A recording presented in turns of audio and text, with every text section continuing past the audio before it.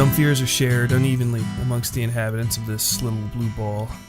The fear, for instance, that your agency could be stripped away at any moment without recourse isn't something we all feel, but that some of us know all too well. It's fear that comes with a shaky position in society. Women, minorities, and folks with lifestyles and predilections that buck the status quo.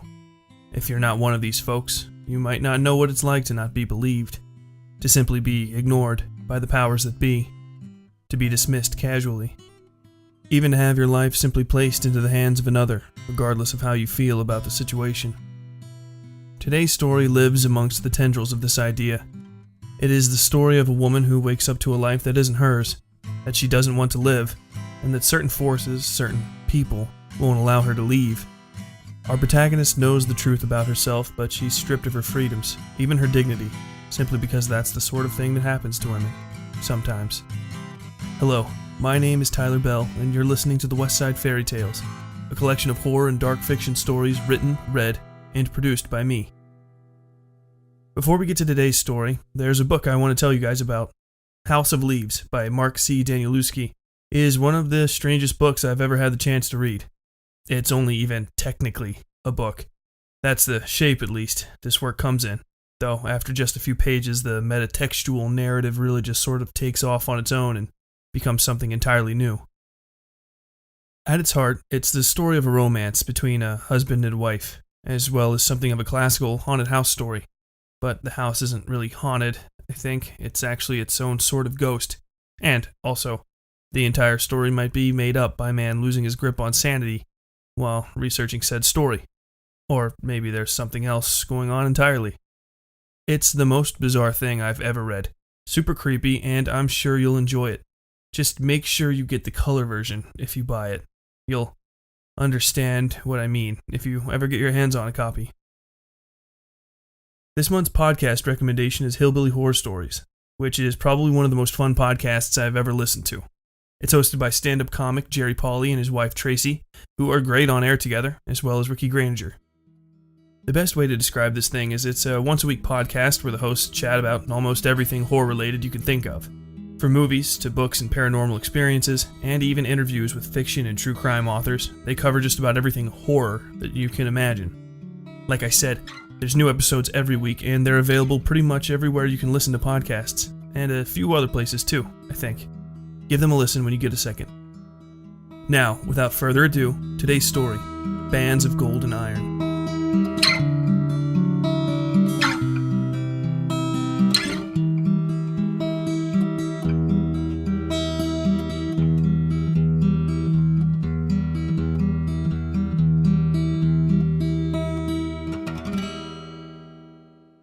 There was a ring on my finger when I woke up, and I've no idea how it got there. The gemstone, a fat ruby, had scratched the soft skin just beneath my eyebrow and wrestled me from an odd dream about a duck. One of those French kind, trapped in a cage with a tube down its throat so they could fatten its liver for pâté. The men around the cage were calling it ungrateful for puking. I sat up on the edge of the bed, surprised my feet weren't brushing the ground as usual. I had been drinking, I think, the night before. Some of the girls from Walther and Dunbarton had taken me out to celebrate my recent promotion to head of switchboard operations. My mouth tasted like a rough night, at least, and my head hurt. This wasn't my house, and this wasn't my ring. I tried to turn it off my finger and succeeded only in hurting my skin. Shit, I mumbled to myself, feeling my way through the dark. My vision cleared enough for me to find the slant of light coming through the curtains on the far wall. Reddish light that told me it must be early morning. Hopefully, early enough that I could get the hell out of this house, and this ring, before somebody found me. The first door I found led to a stately master bedroom with the full Better Homes and Gardens treatment. Everything matched too well. A palette of creamy marble, dull gold, and crimson that made its way onto every surface, every furnishing. I pulled the cord for the vent fan over the toilet and was happy to find it loud enough to dampen any noise I made. I finished up and washed my hands in the sink, putting on extra soap to get the infernal fucking ring to slip off. Focused on the ring, I didn't hear the door open behind me. I didn't even know somebody was in there until I felt big, masculine arms wrap around my arms and chest. I screamed and wrenched sideways without thinking. Whoever it was lost his balance and fell sideways, dragging me along with him. We both landed on the floor, and he cursed and started coughing. I flew to my feet and turned around. "Christ, Jessica," he coughed. My eyes must have widened. "Patrick?" I asked. He glared at me and rolled onto his knees, still coughing. "You knocked the goddamn wind out of me, woman," he said. "What the hell is your problem?" I backed up toward the open door. "Patrick Mickelson?" I asked. I hadn't seen the man since the last day of summer after high school. I'd bought him dinner and broken up with him the same night before leaving for college. He'd expected to buy dinner, but I'd thrown $5 down on the table and stormed out when he told me he expected me to bail on school. Some bullshit about needing a woman to raise his family. "Who else?" the man on the floor, Patrick, said. "What's the goddamn deal, Jessica?" "Did we?" I started, looking around. I bent in closer and whispered, "Did we do something last night?" He smiled and I felt sick. It wasn't a shit-eating grin so much as a shit-licking smirk. My skin crawled. "Well, yeah," he said. "Is that why you're so excitable this morning?" He rolled onto his ass so I could see the half-erection marking lines in his worn Hanes briefs. He had the sort of body that looked at home in those underwear. Flabby, pale, and somehow underdeveloped. His torso was a series of curving lines, soft and ill-proportioned, like a hairy infant. Sinew and bone rose through the fat and soft flesh here and there like the roots of a large tree, rising through earth and snow. I turned my mouth up at the sight of him and covered my chest, thankful to have at least been wearing a heavy nightdress. I'd have liked to have been wearing a bra, 3 shirts, and a couple winter coats given the way he looked at me. His brown eyes were possessive, watery and red-rimmed. They could have belonged to some burrowing thing, some insect-eating rodent. He saw my expression and frowned. "What the hell, Jessica?" he called after me when I left the bathroom. I snapped open the curtains in the bedroom and I saw I was on the second story of a suburban house. Snow had robbed the world outside of form and color. A few children were already outside, trudging happily through the shin-deep white, but the rest of the world still hadn't woken up yet. Frost had swallowed the corners of the glass. "Jessica," Patrick said, storming out of the bathroom with his cock gauzed up like a silkworm in his briefs. I turned my face away from him and pointed at it. "Put that away, Patrick," I said. "I don't know what happened last night, or what you think it means to me, but you're being too goddamn forward." He stood there for a few seconds with his hands on his hips, staring daggers at me before fishing a pair of slacks up from his side of the bed. "Where are my clothes?" "In the closet, Jessica," he said with exasperation, dropping his hands into feet beside his half-zipped trousers. "You're being insufferable." "I'm insufferable," I whispered to myself, throwing open a closet filled with women's clothing. My turn to glare. "Really, Patrick?" I stood with one hand on the polished glass doorknob and the other on my hip. He stopped fiddling with the trouser button. "Are these your wife's clothes?" His mouth opened slightly, then he looked around the room and back to me. "Yes, Jessica," he said flatly. "Those are my wife's clothes." I made a disgusted sigh and fiddled through them until I found something roughly my size the woman wouldn't miss. The closet was packed and I couldn't see what I'd been wearing the night before. What had I been wearing? Red pumps and something dark, comfortable? Nothing like that in this closet. Hanger upon hanger of blue silk and white cotton. Flowing blouses and knee-cut dresses decked out in flower print. Perfume tinged the air, not sprayed there but clinging to the fabric. An inborn scent, vaguely floral and somehow blunt at the edges. The smell of a terminally married woman. I found some slacks and a pink blouse and threw both on. They were loose in the chest, ass, and hips. Clothing for a woman with more heft than I had all around, but more or less the same height. I found some socks and a pair of worn trainers I expect the woman wore gardening and wouldn't miss. It wasn't her fault I was there, invading her life. No reason to ruin a good outfit taking something she'd actually spent money on.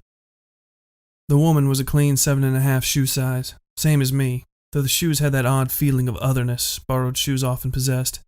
Nothing on earth will name you an interloper as quickly as somebody else's shoe on your foot.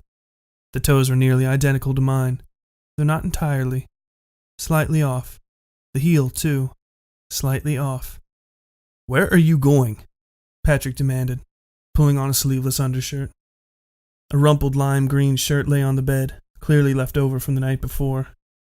I remembered that lime green wool blend scratching my cheek in the dull cold of the late December night, the smell of sweat and alcohol radiating off Patrick and Waves, along with that scentless musk, that dizzying smell that promised sex.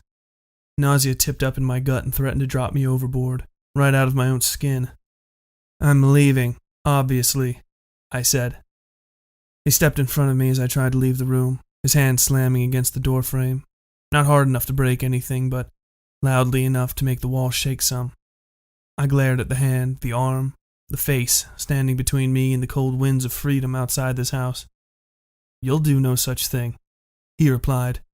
"God damn it, woman, what will the kids think? The neighbors? You wandering out of here at 8 in the morning in chinos and your goddamn garden shoes? I won't allow it." "I'll allow my foot up your narrow ass if you don't get out of my way, mister," I said back at him, leaning in and putting my hands on my hips. His face went dark red, and the gall of the man. He grabbed me under my arms like a child and hurried me to the bed. The act mashed my breasts painfully against my chest, and that's where the heels of his hands landed, and I gasped in pain. He didn't seem to notice. "You're not going to curse at me in my own house," he hissed, "and you'll stop carrying on with whatever's gotten into you, and you'll goddamn cut it out right now, before you wake the kids." I just glared at him and twisted at the big, stupid ruby on my finger. It seemed glued to my skin. He saw what I was doing and slapped my hand. "You'll ruin the setting if you keep that up," he said. "Oh, fuck you in the setting, Patrick," I whispered. "Who's this fucking rock belong to anyway? Is it yours? Belong to your wife or something and you wanted to get up to some weird shit last night?" He opened his mouth to speak. "Get up to some weird shit and have me wear this stupid thing, and now I can't get it off. You know, I don't remember a thing about last night. You better have been above board, mister. And well above board. If you weren't, well, they've got a word for what that is downtown, and they'll send you up the river for it. Big house out there, in the suburbs or no, mister, they'll send you up." His face had gone beet red. "Stop calling me that," he said flatly. His tone was bloodless, though his face seemed about ready to pop from the stuff. "Calling you what, Patrick?" I asked, still fiddling with the ring. He slapped my hand again, and I slapped his back. "I never said what you did, what you might have done, what you better not have done, mister." "That," he said, a bit louder this time. "Mister, like you don't know me. I don't know what's gotten into you, Jessica. You're acting like a mad woman. If you're having some kind of woman trouble, I can deal with that. But I put this roof over our heads. It is my house, and I will not be spoken to like I'm some kind of stranger. Like I'm not," he floundered. "Like you're not." "Not what, Patrick?" I asked, finally giving up on the ring. I'd have the doctor cut it off tomorrow, the ring or the finger, whichever was cheaper. I resolved to send whatever was left to his wife by certified mail. I glanced around the room, trying to find a picture of her and seeing none. "My goddamn wife!" he shouted. I felt the blood go out of my face. I thought my ears were even ringing, though I realized after a second that it was some bizarre harmony the shouting had made with the overhead fixtures. It died out, and then I was left in a startlingly quiet room with an absolute madman. He vibrated, literally vibrated with rage. I stood, wanting to square my shoulders and give him the business, but instead I made myself meek and let them droop. "I'd like to leave now, Patrick," I said, trying to seem non-threatening. "Sit down, Jessica," he whispered. He ground his teeth and I could hear them. Insanity. I cleared my throat and corrected myself. "I am leaving now, Patrick," I said. He stamped his foot and pointed at the bed. "Sit your ass down, woman," he shouted. His flabby old torso looked menacing enough now.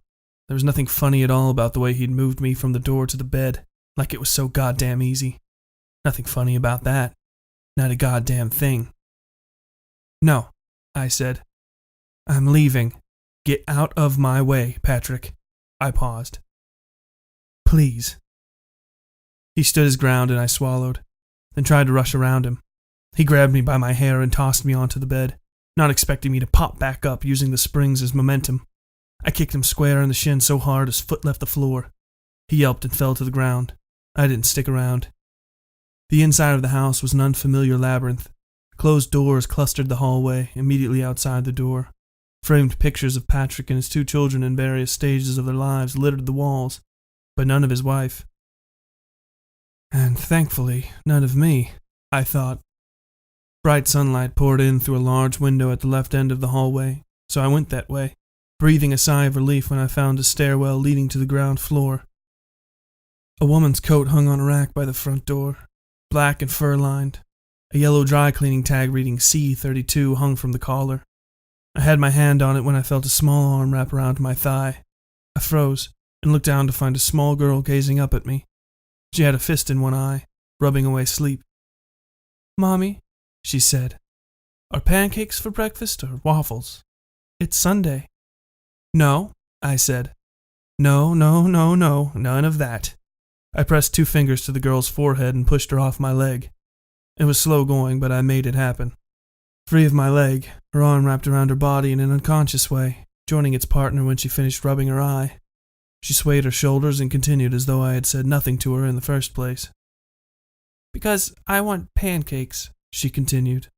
"Waffles are full of cups, but I already have a cup when I'm eating, and that's just dumb." "Fascinating," I replied. "Tell your father." "Mom?" A boy, roughly the same age as the girl. Both of them were in that same odd space of early youth, of an age to speak and use the toilet on their own, but unable to survive by any other measure. I felt bad leaving them with the madman upstairs, but when I heard his feet on the stairs, I bolted without thinking twice. The woman's coat was baggy on my shoulders, but warm. The air outside the house was cold and clear and somehow emptier, as though the air inside was filthy with some taint I had only noticed in its absence. It felt stuck to my teeth. I bent down and grabbed a handful of crisp, new-fallen snow, and cleaned my mouth out with it. The ring. The fucking ring. Its band caught every chill breeze that blew past me as I made my way down the rows of stately 2-story suburban homes. The few children I passed waved at me in that way children have, as though their brains understand the necessity of the motion if not the philosophy behind it. I waved and smiled, just so that I would stand out less if Patrick came tromping after me. It wasn't much of a marvel to see he hadn't changed, though I'd never thought his bullshit machismo would ever blossom into full-bore insanity. That he thought I was his wife was mad enough, but the thought that I'd ever marry him, or anyone, was lunacy in and of itself. I love men. I absolutely love them. Not worn-out models like Patrick, but those painted steel and chrome beasts that are hale and hearty men. They are wonderful, and there's so many to choose from, but there's absolutely no reason to choose just one. You can have as many as you like. If you're young and healthy and smart about who you pick, they like women just as well. And if they aren't complete cads, there's no reason not to stop and play with them from time to time. But to choose just one, and for that one to be Patrick. Insanity. I made my way out of the suburbs and was happy to find my bearings on one of the larger side streets of the West Side. Patrick's actual wife, God bless her, or at least the woman who owned this coat before me, had packed several small bills into the interior breast pocket. A few dollars and a genuine goddamn $20 bill, more than enough to get me home. I stopped at a corner 5 and dime and bought a cigarette, a lighter, and a phone call to the taxi company with the money. Then I stood outside and lit up while I waited for my ride. I leaned against the wall outside the shop, a simple brick-and-mortar number with big plate glass windows plastered over with ads for smokes and booze. The cigarette felt damn good for sure. I smoked and watched the haze of each puff mix with the whipping cold and snow that had fluttered about my head.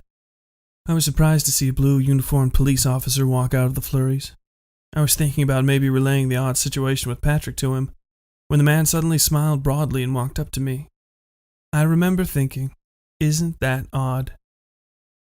"Hello, ma'am."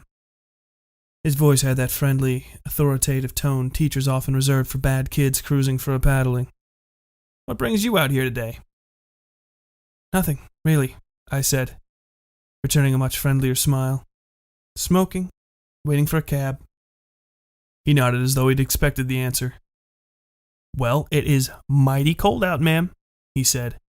"Why don't you wait in my squad car? It's right around the corner, here off the pike." "I'm fine," I said, thinking that would be the end of the conversation. I was wrong, obviously. He gave me that sage nod again and kept talking. He adjusted the badge on his winter coat. The number read C-32. You know, people are mighty worried about you, ma'am, he said. I must have looked confused. For a moment I thought he was talking about my roommate, Heather, or maybe one of the friends I'd gone out with the night before. Your husband called us up about ready to, well, burst a blood vessel. He said you stormed out on him right in the middle of this blizzard, wearing barely anything. The cop gave me a once-over that was anything but professional. The only things I weren't wearing that I might have been were a bra and mittens, and a man didn't look that hard at a woman to say if she was wearing mittens. There's been a mistake, officer, I said. I had a few drinks last night and met up with an old friend from high school. We haven't seen each other in nearly 12 years, but I woke up in his house this morning. Also, I'm not married. Your husband seems to disagree, ma'am, the officer said, holding in a chuckle. He was a fat man, with that same meatball and spaghetti arms body. He was nothing compared to some of the men I'd had in my life, little more than a shadow cast by a dying candle, but even that shabby body could manhandle me any way it chose. Manhandle. That is the word, is it not? I told you, I'm not married, I said, crossing my arms now. Then, what's that? The cop asked, pointing at the big, fat, stupid fucking ruby on my finger. I considered scraping it to pieces on the wall, grinding it to nothing against the bricks.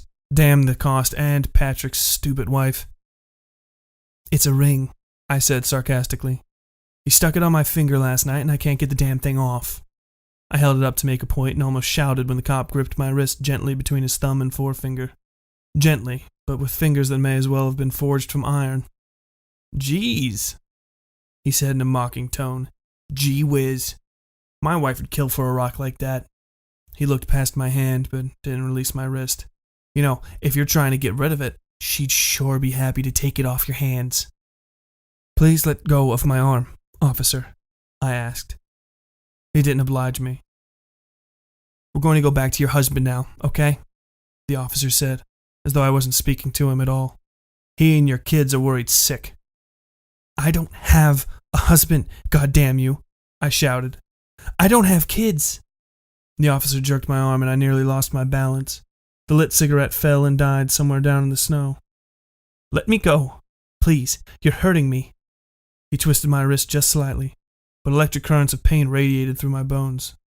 Now listen here, lady, he said in a quiet, controlled voice.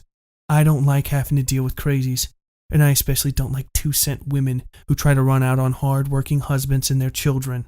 Now, you don't want me to hurt you, and I don't want to have to hurt you, but it's damn cold out here, and I don't have time to sit around waiting for you to do the right thing. So let's go. He twisted my arm hard this time, and I whimpered and nodded. Good to see you understand, he said. Now, let's go. I was crying as he led me to the car. I couldn't believe the situation, and I'd never had anybody just hurt me like that my entire life. I know pain is something other people take for granted, and I've gotten my fair share, but I'd never been coerced before. I'd never been tortured before, even if it was only a little bit. I cried, and I felt ashamed of myself, and I felt dirty. Dirtier than Patrick's filthy gaze made me feel. We rode in relative quiet, sticking to the filthy ruts other tires had gouged into the snow. I had no idea what to do. The officer had stuck me in the back seat with the doors that only opened from the outside. The plastic seat covers smelled of antiseptic and the faint, deep-seated aroma of vomit. We pulled up in front of Patrick's house and I saw him avert his eyes slightly when he saw me glaring at him.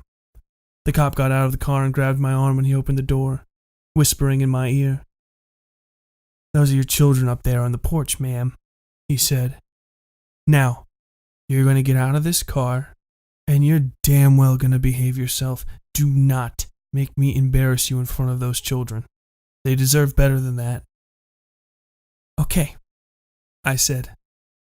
I did as I was told, doing my best to keep my footing as the smiling police officer dragged me toward this man's house. Patrick smiled at him and gave me a showy, Big Daddy frown. Oh, you're so bad, baby. He put his hand on my arm and the police officer let go of me. A clean exchange of custody. "You're not my husband," I said flatly. "He's not," I added, turning to the police officer. The man suppressed a glare, instead looking down at the children and offering them a broad, bushy smile. "Why don't you kids head on inside, all right?" he asked. The boy nodded and pulled his sister inside the house. The cop put his hands on his hips when they were gone and turned to Patrick, ignoring me entirely. "Is there anything else I might help you with, sir? She doesn't seem all there." I opened my mouth to say something, but I felt a pinprick in my arm and a sudden pressure. Numbness chilled my skin as Patrick removed the needle. He'd gone and stuck me right through the coat, and without warning. I hate needles, by the way. I loathe them. They violate your skin in such a bloodless, non-committal way, as though it was never damaged at all. "How dare..." I slurred as the paint lines of the world smeared before my eyes. The officer slipped back into focus, saying something to Patrick. His voice sounded like somebody whispering through a mile of copper pipe. "Yes," Patrick said to the man. "Just needed her medicine.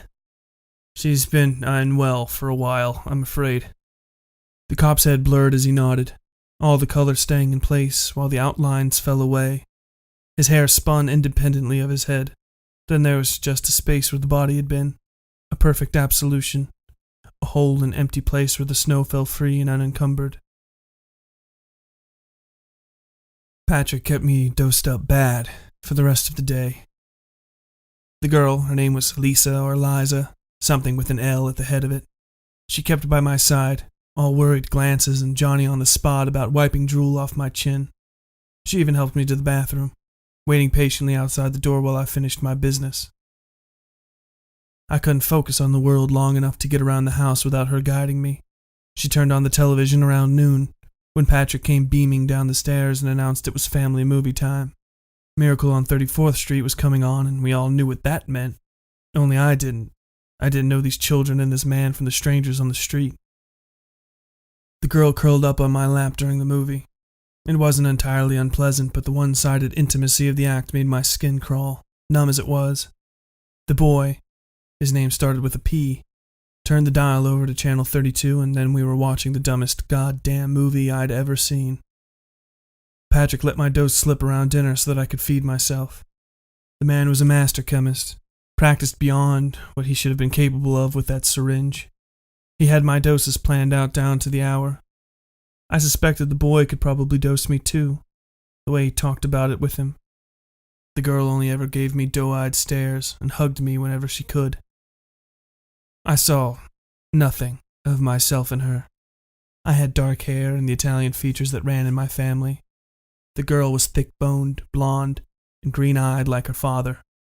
The boy, too, though if pressed, I might admit, he had my Uncle Henry's eyes. The girl, too, bore some slight resemblance to my grandmother as a young girl. But then again, I was doped up to my eyeballs on whatever horse tranquilizers Patrick had been mainlining into me. I was a needle away from paradise at that point.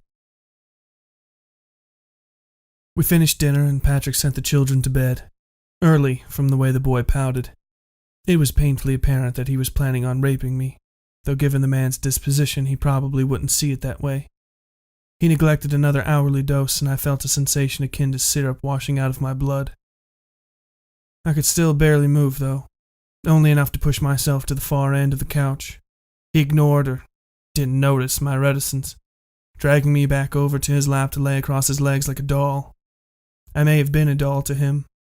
Most men I've known in my life would have been queered off sex by the target of their affections being drugged up to her eyeballs, but I wasn't my own woman to Patrick. I was his wife. I swallowed when I felt his hand tracing over my hip, searching at my stomach for my breasts. I jerked as violently as I could when he touched one of them and, to my surprise, he stopped. He tried again a little later. By then, the syrup in my brain and blood had retreated enough for me to push the hand down. I even managed to brace myself and move back to the other side of the couch. He followed me as though it were an invitation, his whiskers scratching at my neck. He pushed his weight on top of me and then he was grinding against my leg as though he didn't even know how the whole apparatus worked. I moved my fingers up over his back. They were so weak I could barely feel them. I snaked them into his hair and pushed his ear against my mouth. "Rapist," I whispered. He recoiled immediately, jumping to his feet and smoothing his shirt. He looked like he had just recovered from a bad fall and wanted to see if anybody noticed.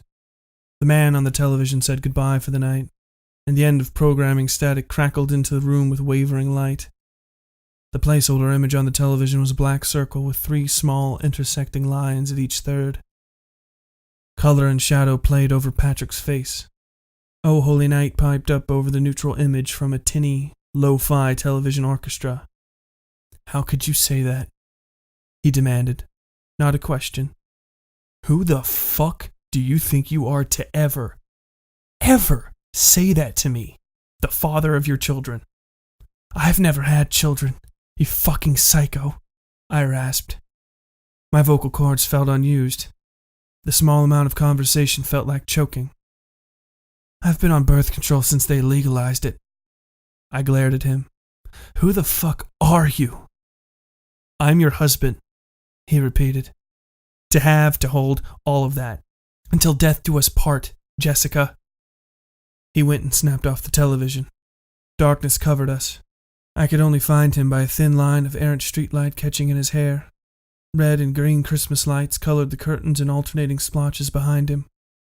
"I broke up with you before college," I said.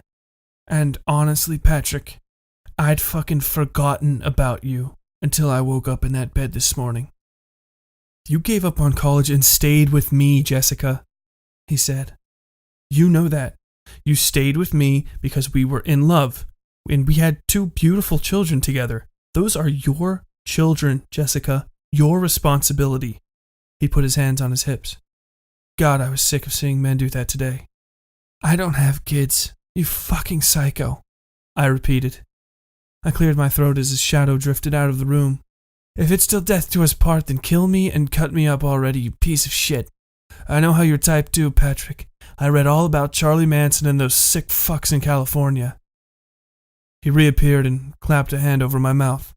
I struggled against him, but all I could manage was a feeble slap at his hairy knuckles. I felt the pressure of a needle in my neck, worse than ever before.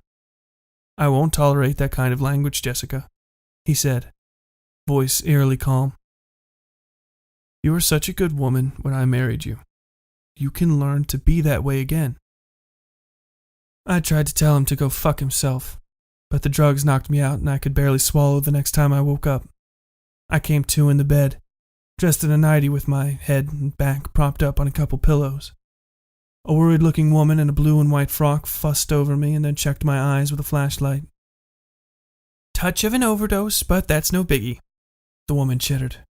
She flashed me a bright smile and put a small, tan hand on my shoulder. "Hello again, darling. It has been a while." I could barely focus my eyes. The woman's presence in the room was like a fistful of sand in the eye. She mistook my drugged-out glare for confusion. "Oh, it's me, Jessie baby. Clarice, your nurse." "No, nurse," I managed. It elicited a pouty shake of the head from Clarice. "You are in a bad way," she said. "But that husband of yours should really take it easy with those injectables. My lord, you'd about futzed right out when I got here last night." She patted my cheek. "You're a lucky lady. He was awful worried." I looked around the room. It was the bedroom, sans Patrick. I could see the fat red dollop of ruby on my finger, though, glittering just out of the corner of my eye. "Help. Meh," I muttered. God only knows what Clarice actually heard. She just nodded and pouted over me and then left when Patrick got home. She'd hooked me up with a steady IV drip beside the bed, hanging off one of those rolling metal coat rack things. Patrick sat beside my legs, tracing the translucent feed line with his finger. He shook his head. "Why did you make me do this?" he asked. "Do you have any idea what this is doing to the kids? Lisa asked me why I was hurting you last night. Can you believe that? Why I was hurting you, as though you aren't the one bringing all of this pain and frustration down on all our heads." He shook his head. "You aren't any good to the kids in the ground or somewhere else, so I've put in for a special procedure." I imagined myself able to move again. I'd sneak the IV out of my arm and into his when he wasn't looking, like some lady detective on the television. He'd only realized I'd gotten him good when he fell over onto the bed. In a television show, they'd bring in the cops then, and book him or whatever. If I got my chance, I'd get over the top of him with that damn IV stand and brain him to fucking death with the thing. They go in through the eye, right here, he said, nervously explaining the concept of lobotomy to me. I'd heard horror stories of healthy women getting them when they didn't need one, but I'd thought they were just horror stories. Then they just knock some bad threads loose and you'll feel better. You'll give up all this going off on your own business, and then you'll be able to focus on what's important. Us, your family. He smiled and looked to the window, nodding at the thought.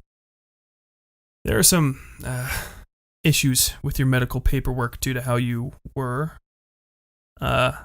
feeling a couple of months ago, he said. So I'm getting my friend downtown to go over some of that stuff and update things so the psychiatry department at the university won't decide they need to start poking into our business. It'll all be fine, dear, really, but we won't be able to get you taken care of until at least next week. He caressed my cheek with a finger and I turned to bite him. It was a slow, useless maneuver. He watched dispassionately as my head rotated, as my mouth opened. I got the finger between my teeth and bit down as hard as I could. I doubt it even left an impression on the skin. I tried again. He just pulled his finger free, wiping it clean on a handkerchief from his suit jacket. 1 week, Patrick said, giving me a sad smile. 1 week and you'll be my little girl again. I'll take you downtown for a steak. Hell, we'll go see one of those movies I never let you go see just as a surprise. He popped to his feet. Well, it won't be much of a surprise now, of course, but the doctor said you might have trouble holding on to things here and there. Maybe it will be a surprise. With that, he knuckled my cheek and left the room. The nurse came and got me a little while later, dragging me downstairs to sit through dinner in a wheelchair. The chair had its own IV bag holder. The girl, Lisa, watched the nurse fiddle with it between forkfuls of broccoli. She kept giving me that same doe-eyed look, the one I couldn't understand. The days to my lobotomy passed in hazy succession.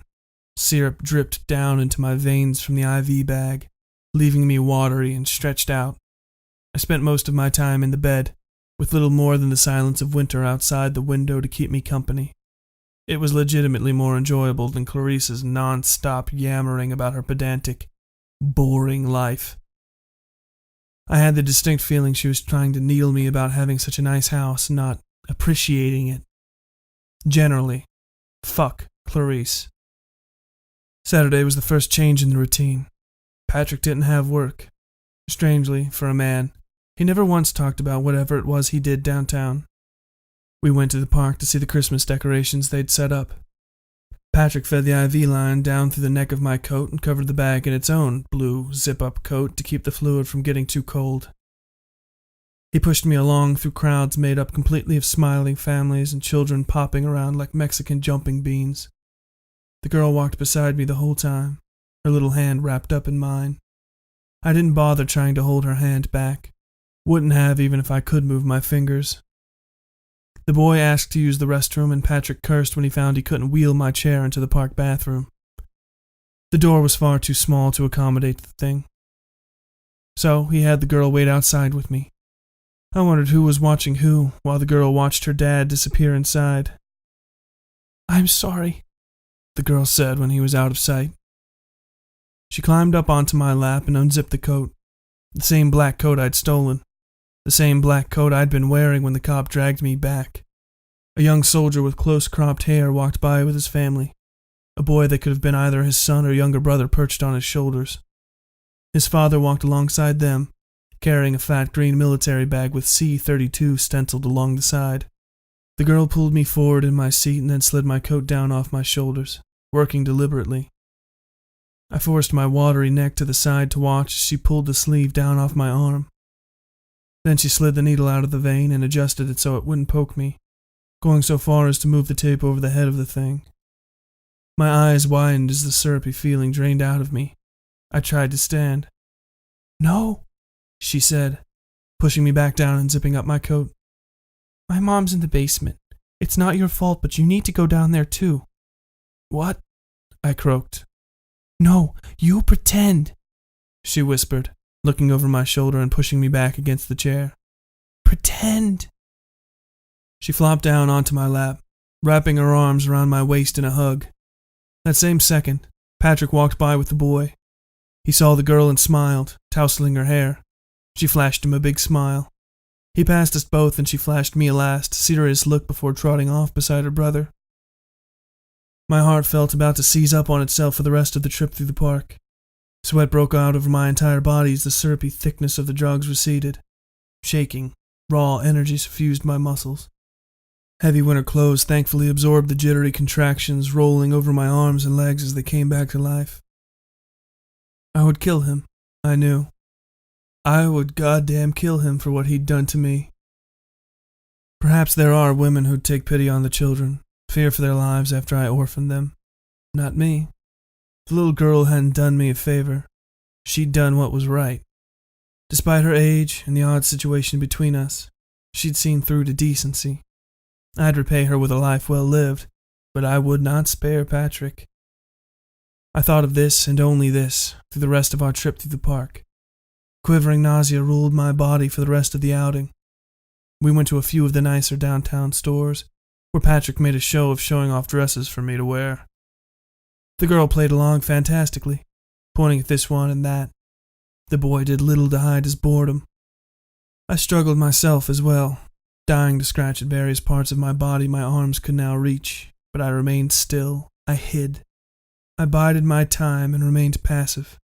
I remained the half-dead woman Patrick had chosen as a mother to his children, replacing God only knows who. The little girl's words came back to me often, as I huddled in my chair and drooled on myself. "My mommy's in the basement," she'd said. "That's where you have to go." I forced my mind not to finger through the possibilities. I had more important priorities. Faking madness and decrepitude is harder than you might think. You can't do for yourself. Must not do for yourself. As the drug faded, its lingering after effects made my skin crawl with imagined insects. Tiny black centipedes I saw from the corners of my eyes. Delusions, of course. Still, I yearned to swipe at them. But I did not. I gave no indication to Patrick that I needed to use the restroom, because I feared he might remove my coat and see the loose needle. I knew if that damnable fang found itself in my arm again, everything was lost. But then we were home, pulling through the same blackened ruts in the snow the police car had followed to this house. Patrick lifted me out of the front seat, holding his breath to keep from grunting. He had only eyes for the chair, which the boy fetched from the trunk and spread open beside the car. But I had eyes only for Patrick, my first voluntary motion since waking with an IV in my arm. I looked at him. I looked, feeling the muscles in my very eyes creak from the effort of motion after so long a time immobile. I looked and saw the crow's feet at the corner of his eyes. I saw the tiny imperfections of color in his irises. I saw the faded cups of chickenpox scars on his temple and forehead. I saw all of what made him, and what he was made of. A lifetime of scars and worries and joys carved into the skin of a face. With a lover's view of this man, I only saw myself killing him. The question of it was when and how. I could no longer trust my muscles, and within the hour, maybe less, the nurse would be back to check over my IV and change out the bag. If I struck out at Patrick and missed, if for a second he suspected something, he would overpower me in an instant. I bitterly remembered how easily he'd manhandled me on that first day. Now I was all but bedridden. He wheeled me into the kitchen, whistling, "Baby, it's cold outside," to himself and fussing at the children to kick off their snow boots. He asked me if I would be all right alone in the kitchen for a while, and then walked to the door to the living room. He stopped, hand on the door jamb, and turned back to me. "You've been lovely today, Jessica. Just lovely," he said. "Do you need to use the restroom or anything? I know you've been stuck in that chair all day." He crossed his arms and frowned at me. "You know, you've always been stubborn. All our lives together, you've always been somewhere else. But now, Jessica, you're about to be here. Always here. Here with us, with your family, where you belong.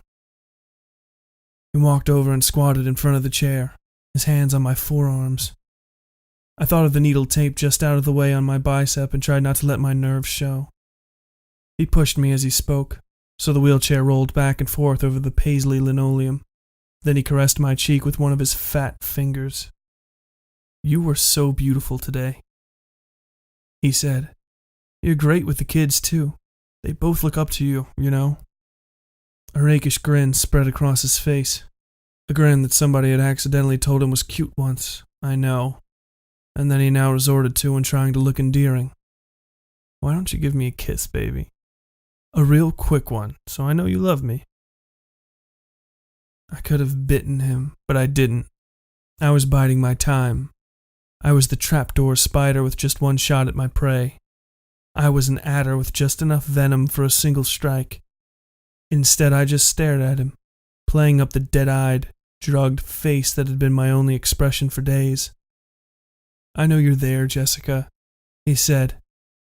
"No need to play coy, just give me a kiss." He smiled, then pulled my face closer to his. His lips brushed over mine, crept over them like bald, moist caterpillars. I didn't bite him. I didn't vomit into my own lap. I just sat there and took it, never so much as flinching. He stood and rolled his eyes, pushing off the chair in a way that hurt my arms and sent me rolling backward. He shook his head and put his hands on his hips. "You're a real chill bird. You know that, Jessica?" He wiped his hands on his trousers as though I'd gotten something on him. He spoke to himself absent-mindedly while doing this. "You know, I don't think you need to go to the bathroom just yet. You've barely had a thing to drink all day." He didn't spare me another look, just turned and walked upstairs to take care of the kids. I waited until I could hear his footsteps upstairs before shaking my coat loose and stretching. Every bone, sinew, and joint popped and groaned as I pushed my arms high over my head. That same shaking, jittery feeling of freedom from when the girl had pulled the needle loose of me flooded through my body. I was suddenly aware of just how badly the wheelchair hurt my ass. I considered standing, but thought better of it. Nothing would give me up more than falling on my face in the kitchen. No, it was better to wait it out. I looked around and my eyes settled on the wooden block of kitchen knives by the sink. Even in a wheelchair, they weren't far out of reach. Patrick really wasn't all that much of a father. He came downstairs a few minutes later. I had gathered myself back into the chair, the doped-up expression on my face concealing nothing less than pure hatred. He stopped a few yards short of me, hands on his hips. The jacket, tie, and starched white shirt he'd been wearing were gone now, leaving just his trousers, black socks, and a weirdly sweaty undershirt. "Are you ready for the bathroom now?" he said, an infantile tone touching the edges of his voice. He crossed his arms. "How about that kiss?" I glared at him without meaning to, and he saw. I was worried for just a second that I'd been found out, but he interpreted it differently, just that I was still being obstinate. Patrick couldn't see that I was nearly free of him. "Fine," he pouted. "Be that way. You can stay down here for all I care, and the nurse can take care of you when she gets here." He turned to leave, and I played the only card in my arsenal. I couldn't risk jumping out of the seat and sprinting up behind him, or hunting him through the house when I thought he wasn't paying attention. As awful as it sounds, I pissed myself. The IV in my arm provided most all of the hydration I needed for the day. Granted, most of it had soaked into the lining of my heavy winter coat, but the rest gathered in my body where any water normally would. I thought at first it wouldn't be enough, but in a second I could hear the patter of urine dripping onto the ground below my seat. Patrick's face turned up in disgust. "Are you serious, Jessica?" he shouted. "You dirty girl. You dirty, dirty girl." The sickening hint of a smile played across his face. "Oh, you've really gone and done it now, Missy. If I have to treat you like a child, I will. Maybe I'll have to run my belt over your bottom tonight. How would you like that?" He kept on in that manner, grabbing a handful of paper towels from beside the sink and dropping them onto the mess. He mentioned something about having things tidy for when the nurse got here. He wouldn't want people thinking ill of him with his wife in this state. I marvel to this day that he didn't notice my right hand tucked deep into the coat sleeve. He was so preoccupied he didn't notice me at all. Patrick knelt down to pick up the first handful of paper towels, and I grabbed a tuft of his hair. Then I jammed the 6-inch carving knife I'd hidden in my coat sleeve into the space between his neck and shoulder, just over the collarbone. I tried to pull it free to stab him again, but it slipped out of my hand as he stumbled back across the kitchen. His face was wide with surprise, and very pale. He fell in a slump against the oven door. The entire thing rocked from the impact. I pushed myself out of my seat slowly. I'm loath to admit that I loved the horror on his face when I stood up over him. He couldn't believe it. Absolutely couldn't believe it. He had had me. I was just some woman. He had the power. He could do whatever he damn well pleased, right? But no. No, not now. Not ever again. "How about that, Patrick?" I asked. "You like that?" He didn't say anything. His lips opened, but all that came out was a sound like a choked hiccup. For the first time that day, I felt the other woman's clothes on me.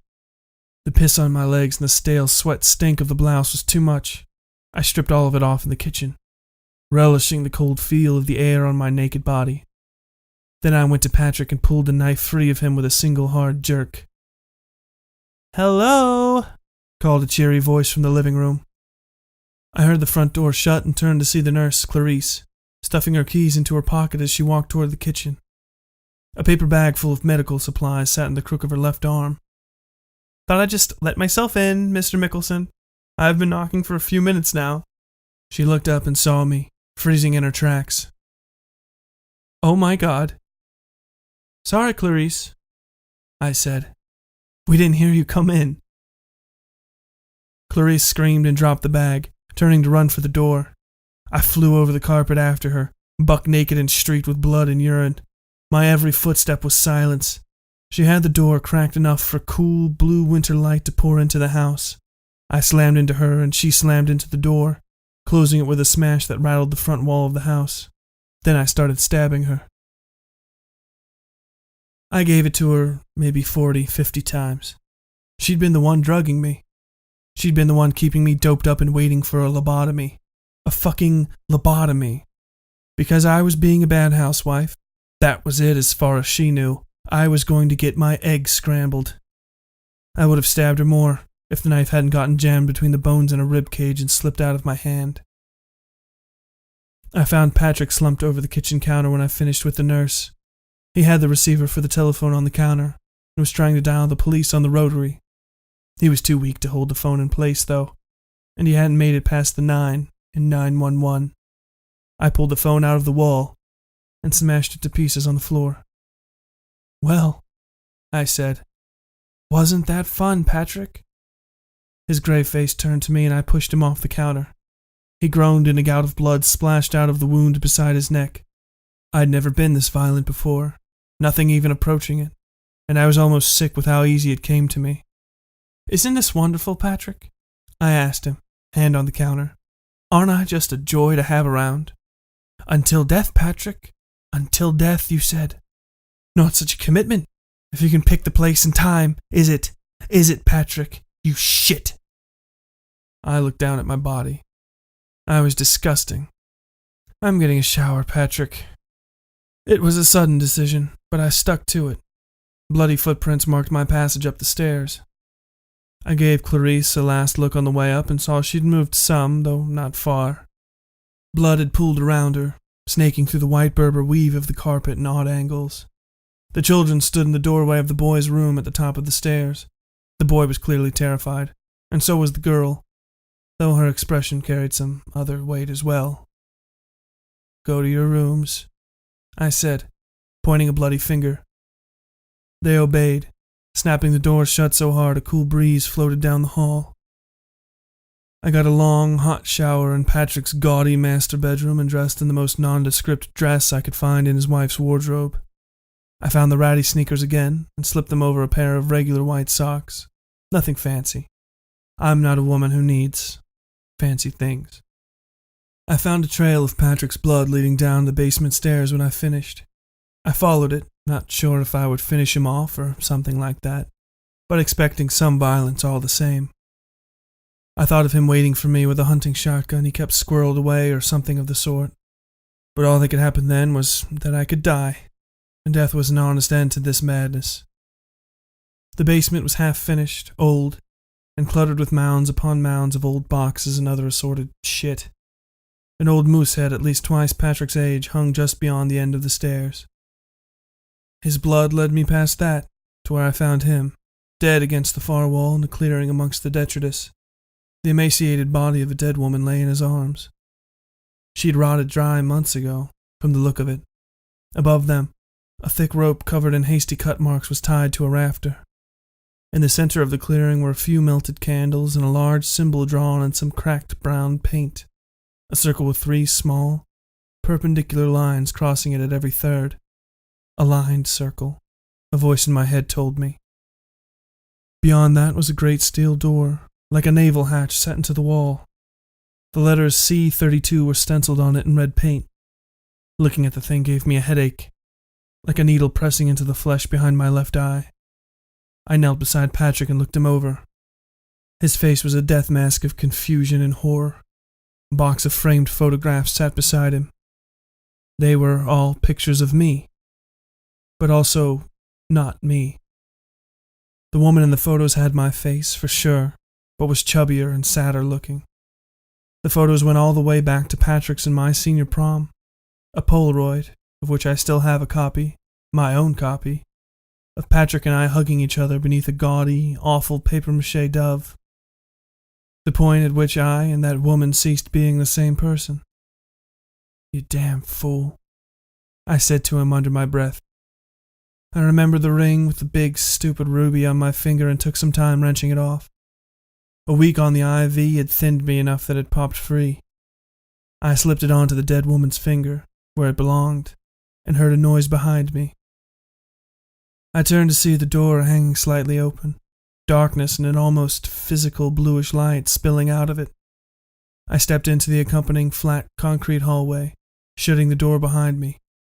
The hall led to another door, which led to the basement of the house I had just left. I walked through the door and heard it shut, but there was nothing there when I turned around. The house above this basement was decrepit and long abandoned. The same furnishings and ugly linoleum filled the kitchen, but that and the layout were the end of the similarities. Patrick didn't have a family here to fill this place with stuff, to keep it from rotting to pieces and collapsing. This house was little more than a memory of something that had never happened. No cop stopped me when I bought a pack of cigarettes with some of the money I'd taken out of Patrick's wallet.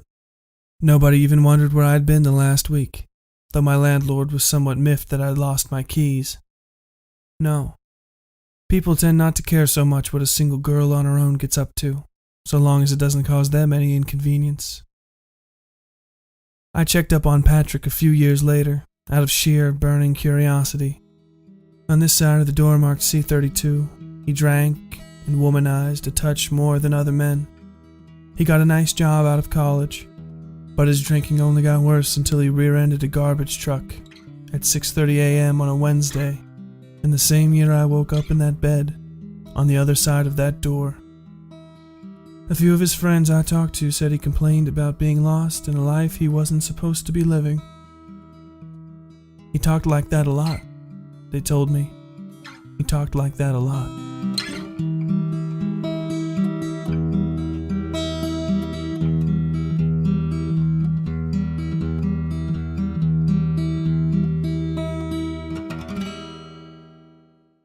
That was Bands of Golden Iron. What did you think? Hate it? Love it? If you woke up in Jessica's situation, what would you do? Have you ever been in a situation like that and want to share your story? Let me know by getting a hold of me at westsidefairytales@gmail.com. I love hearing from fans, and I'll always make time to get back to you. So, no matter if you want to complain, give me a compliment, or just get some clarification on what the hell even just happened in that story you were listening to, I'm always available for a quick chat. If you prefer brevity, or just want to watch me gab about stuff I like and bother other podcasters, you can follow me on Twitter at Westside Fairytales. We're also on Facebook, if that's more your speed. Just search for Westside Fairytales and follow us. And if you're a fan of pictures of creepy things I run across in the world, or really, lots of unasked for photos of my pet rabbits, follow us on Instagram at Westside Fairytales. Those of you who are new to the podcast may not know this, but every single story in this anthology takes place in an interconnected universe, through which runs a massive, secret plot thread involving thousands of characters, places, and events. If you want to get ahead of everybody else in figuring out the mystery behind the Westside Fairytales, you should join our Patreon at patreon.com/westsidefairytales.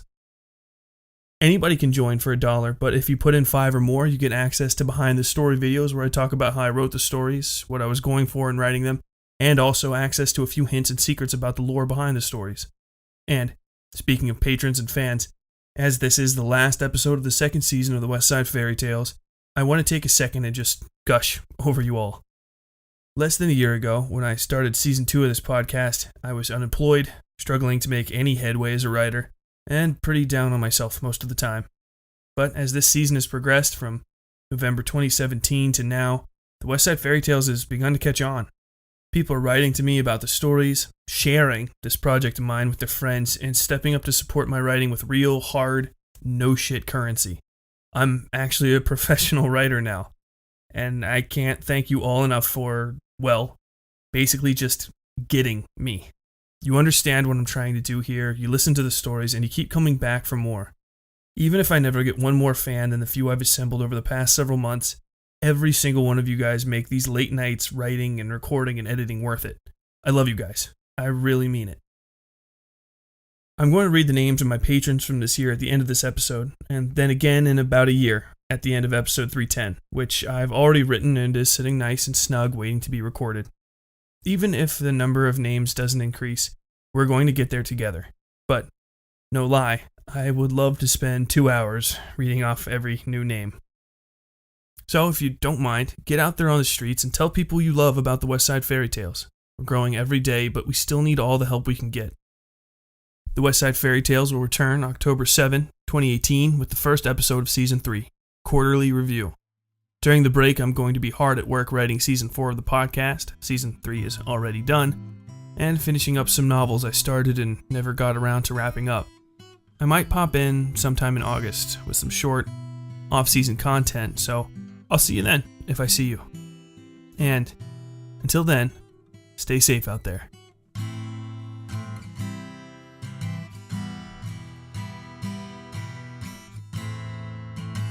Westside Fairytales is written, read, scored, and produced by Tyler Bell. All content herein copyright 2018, Tyler Bell.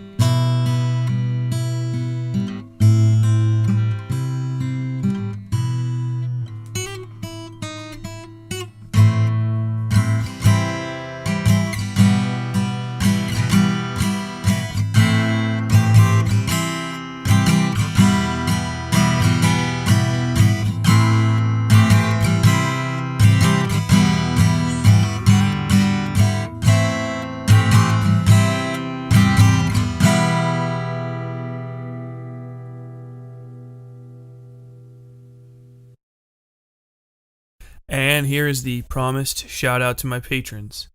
Thank you to everybody going in order from top to bottom: Jack Luna from the Dark Topic Pod, CC Howell, Soraya Crowley, Teresa Cochran, Monique Iamarino, Emma Blackwell, Christine S., Skilax McGreevy, F.K. Minster, Veronica Sierpella, Mandy Ratliff, Canadian True Crime, Maggie James, and Helen Foster. Thanks everybody. You are the best.